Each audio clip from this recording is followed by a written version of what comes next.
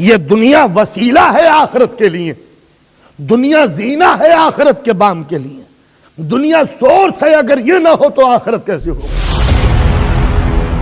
یہ ہے اسلامی کی سپیڈ کہ جس نے آخرت کا تصور بھی پیش کیا تو دنیا کے ساتھ نماز پڑھو تو مسجد میں پڑھو، نماز پڑھو تو باجماعت پڑھو، تاکہ ایک تمہارا مسجد کا لیڈر ہو، قطار بام کے پڑھو تاکہ بھائی اور برادری کا احساس ہو، اونچ اور نیچ مٹ جائے، دیکھو آگے پیچھے نہ ہو جانا، ایک ہی صف میں ہو جانا، شانے سے شانہ ملا رہے، قیام کرو تو ساتھ، رکوع کرو تو ساتھ، سجدے کرو تو ساتھ۔ ارے جب اللہ کی عبادت میں ساتھ ہو تو تجارت میں بھی ساتھ ہو جاؤ گے، محبت میں بھی ساتھ ہو جاؤ گے۔ جب مسجد میں بھائی کو نہ چھوڑا تو میدان جنگ میں بھائی کو کیسے چھوڑو گے؟ بتاؤ، نماز سے خدا کو فائدہ ہوا یا تم کو؟ روزہ رکھو، عبادت ہے آخرت کی چیز، مگر انصاف سے بتاؤ، روزہ جب رکھا تو سب بھوکے، رئیس بھی بھوکا، غریب بھی بھوکا، مفلس بھی بھوکا، تجارت بھی بھوکا، پوری دنیا کو ایک ہی وقت میں بھوک کا احساس دلا دیا۔ احساس دلانا بھی بہت بڑی بات ہے، ورنہ رئیس کو پتہ بھی نہ چلتا کہ بھوک کیا ہے۔ تو رئیس کے دل میں احساس پیدا کر دیا کہ بھوک کچھ ہے، اور غریب کے دل میں احساس پیدا کر دیا کہ ٹھیک ہے، یہ رئیس صحیح مگر حکم خدا کے آگے ہم دونوں بندے ہیں۔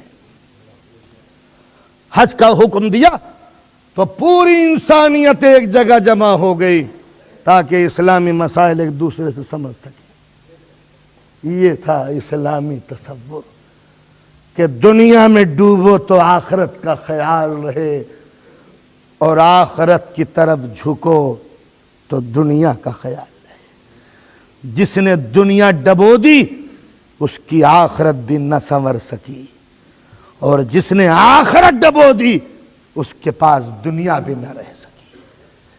تو لہذا دنیا کماؤ، آخرت کو نہ گنوا دینا، آخرت کے لیے کوشش کرو مگر دنیا کو تباہ و برباد نہ کرنا۔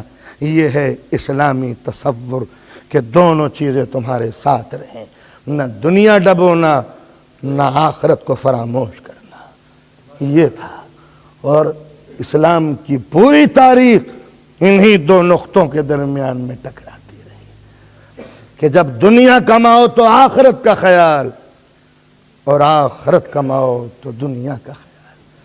بیوی کا حق نہ مارنا ورنہ عبادت حرام ہو جائے گی، بچوں کو بھوکا نہ رکھنا ورنہ قرآن پڑھنا حرام ہو جائے گا، ماں باپ کو نہ بھولنا ورنہ حج حرام ہو جائے گا، عزیز و اقارب کو نہ ستانا تمہارا تقوی و طہارت بیکار ہو جائے گا، ماں کو ناراض کر دیا تو آخرت کا منہ نہ دیکھ سکو گے، دروازے جنت پر روک دیے جاؤ گے۔ نمازی ہو، متقی ہو، پرہیزگار ہو، سب کچھ ہو، مگر ماں کا حق لے کے آئے ہو۔ تو لہذا آخرت بھی انہی کی ہے جس کے ہاتھوں میں دنیا ہے۔ اور جب اسی اسلام کے اوپر لگژری لائف کا فلسفہ تھوپ دیا جائے تو دنیاوی فلسفہ ابھرتا ہے۔ کھاؤ پیو موج کرو، کچھ بھی کھاؤ کچھ بھی پیو، کچھ بھی طرح سے خوش رہو۔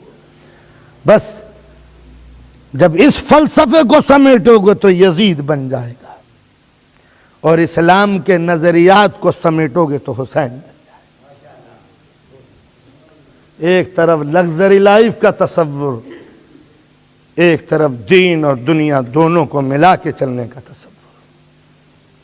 یہ حسین ہیں اور وہ یزید، یزید جو تخت اقتدار پر بیٹھ کر انسانوں کو غلام بنا رہا، حسین جو جھکی ہوئی انسانیت کے سروں کو یزید کی چوکھٹ سے اٹھا کر معبود کے دروازے پہ لا کے رکھا۔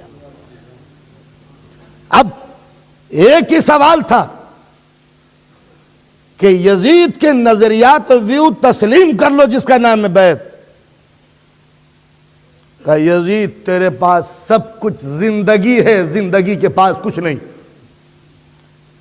اور میرے پاس بھی اگر صرف یہی زندگی ہوتی تو میں کبھی موت کو گلے سے نہ لگاتا۔ میرے پاس دو زندگیاں ہیں، ایک دنیا کی ایک آخرت کی۔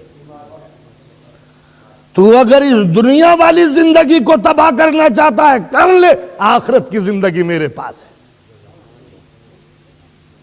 یزید تیرے پاس صرف دنیا ہے، آخرت نہیں۔ ہمارے پاس دنیا بھی ہے اور آخرت بھی ہے۔ فرق یہ ہے کہ دنیا کی زندگی چند روزہ ہے، آخرت کی زندگی ہمیشہ کے لیے ہے۔